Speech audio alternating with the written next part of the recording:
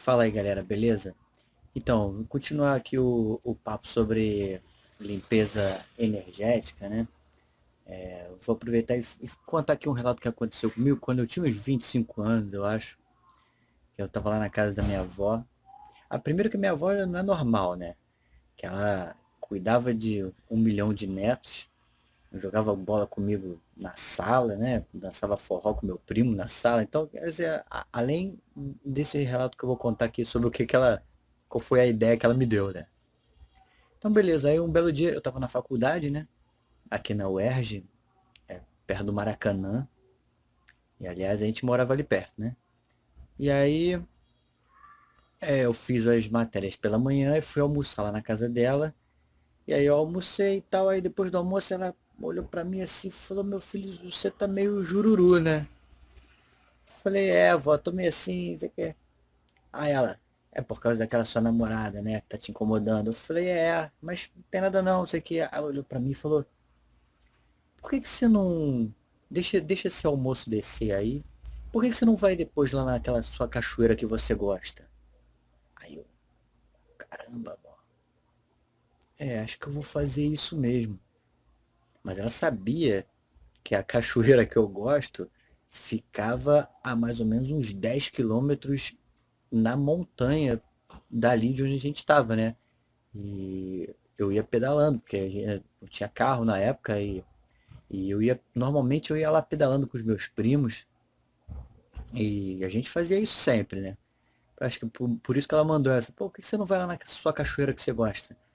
E aí lá você senta lá, toma um banho, refresca, conversa com Deus, dá um mergulho lá e aí pronto, você resolve. Aí eu, caramba, então eu vou. Aí eu fui. Só que aí é o seguinte, né? Você pega a sua bicicleta, aí você vai. Primeiro você tem que andar uns 1 quilômetro e pouco até a beira da montanha. E aí eu ia bem devagarzinho para meio que fazer o aquecimento e não cansar. Aí quando você chega assim na beira da montanha e começa a subir, aí são 5 quilômetros, que a gente chama aqui de Alto da Boa Vista, né? Então é subir o Alto da Boa Vista. E aí beleza, aí subia os 5 quilômetros pedalando. Aí quando você chegava lá em cima é o Alto da Boa Vista propriamente dito. Lá você tem três opções. Ou você desce para o outro lado da montanha e vai para a Praia da Barra, ou você pega pela direita e entra na Floresta da Tijuca, e aí lá dentro é um parque fechado. Aí tem um monte de cachoeira, é lá que ela falou para eu ir, né? Para a direita assim. E aí, na verdade, você tem que subir pedalando mais 5 quilômetros lá dentro da Floresta da Tijuca, mas é uma delícia, é excelente, com várias cachoeiras, podia escolher. Beleza. Só que quando eu cheguei ali na pracinha, normalmente eu tomava um suco de laranja ali, bebia uma água, e aí eu resolvia para onde eu ia, né? Aí eu fui para a terceira opção, que é pro outro lado, pro lado esquerdo, para a parte das paineiras, que a gente chama, né? Então você pega uma subida de mais 5 quilômetros, e aí quando você chega lá em cima, fica um pouco plano, e com o visual já do outro lado da montanha, que é olhando para o mar. Então é sensacional. Falei, ah, vou lá. E aí lá em cima eu tomo a última decisão, se eu volto ou se eu dou continuidade. Então, beleza, aí subi as paineiras, mais 5 quilômetros. Aí quando você chega lá em cima, que é onde a gente chama de paineiras propriamente dito assim, tem o visual da Lagoa Rodrigo de Freitas, tem o visual do mar, é lindo demais. Só que essa cadeia de montanha, se você continuar por ela, você vai. Se você continuar, porque é plano lá em cima, já está lá em cima, então fica plano.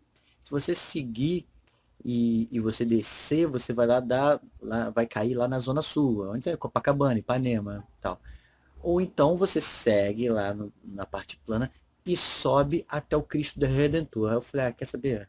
Vou até o Cristo Redentor. Então, das Paineiras até o Cristo Redentor, acho que são mais 5 quilômetros. E aí fui lá. E aí, beleza. Então, de bicicleta, era o único jeito que você conseguia chegar lá no Cristo Redentor sem ter que pagar nada. Quando você se aproximava, você vinha pedalando, né? Quando você chegava assim perto da guarita, onde o pessoal ia cobrando os carros, né? Que tem que pagar para entrar, o cara da guarita via os ciclistas já falava, pode ir, vai, vai, sobe, sobe, sobe, nem para, vai, vai, vai. E aí, beleza. E aí eu passava direto, prendia a bicicleta lá em cima mesmo, lá no topo onde os carros estacionam lá em cima. E aí subia mais umas escadinhas até o Cristo. Aí foi o que eu fiz, né? Cheguei lá, falei, ao invés de ir na cachoeira, eu vou falar com o chefe, né? Aí fui lá em cima. Aí quando você chegar lá no Cristo só tinha na época, né? Só tinham duas lojinhas, uma de bijuterias assim, lembranças do Rio de Janeiro, e uma outra de frutas. Pô, comi meia melancia e subi até o pé do Cristo lá, né? Aí lá é lindo demais, o Cristo Redentor é lindo demais. Aí você tem aquele visual todo, e cheguei lá no final da tarde, então tava uma delícia, lindo pra caramba. Aí, que é o relato que eu queria contar, que eu esse caminho todo só para contar esse relato, o Cristo Redentor estava passando por uma reforma que eles estavam consertando o pé do Cristo ali embaixo, a base, né? E aí a base estava com os andaimes ali, né? Até mais ou menos a canela do Cristo estava de andaime. Aí beleza, eu tava ali encostado lá, apreciando, lá conversando, rezando, pensando na vida, nas coisas. E aí tinham dois garotos lá, devia ter uns 18 anos, que eles estavam armando de subir no andaime. Até então eu não sabia pra quê, né? E aí normalmente ficam os seguranças lá em cima. Aí eu tava numa posição encostada assim no muro, que eu via os garotos armando para subir, e eu vi o segurança meio que lá no final. Aí os garotos olharam assim, não tinha nenhum segurança perto. Aí eu falei assim pra eles, falei assim por gestos, né? Tem um maluco ali, ó. Aí eles viraram pra mim e falaram assim, você olha, tipo assim, você olha pra gente? Aí eu falei, vai, mano, pode, vai lá que eu fico olhando. Eu não sabia que bagunça que os caras iam fazer, né? Mas falei, beleza, vai lá, mano. Aí um dos garotos ficou embaixo, meio que olhando também, e um deles subiu os andames, foi escalando os andames, chegou até lá em cima e deu um beijo no pé do Cristo. Só isso, velho. Aí chegou lá em cima, deu um beijo, pá, e aí desceu, pá, pá, pá, pá, e desceram, os dois comemoraram, pá, pô. Aí eu também comemorei com eles, eu falei, pá, beleza, contravenção do bem, né? Aí, beleza, era isso que eu queria contar, que às vezes parece que a gente tá fazendo uma contravenção, mas o cara queria só dar um beijo no pé do Cristo. Ah, eu deixei, mano. E aí, beleza. Aí depois disso, eu falei, beleza, agora eu posso descer, cara. Aí fiquei mais um pouquinho lá, aí a descida que é linda, né? Que são quase 20 quilômetros de descida. Fiz aquela checagem no freio, e aí você desce numa paz, aí vai aquele vento todo na cara. E aí eu cheguei em casa numa boa, né? Acho que foi por isso que a minha avó falou, né, pra eu ir lá em cima, porque toda vez que eu ia pedalar com os meus primos, a gente fazia isso direto, sei lá, 2 vezes por semana.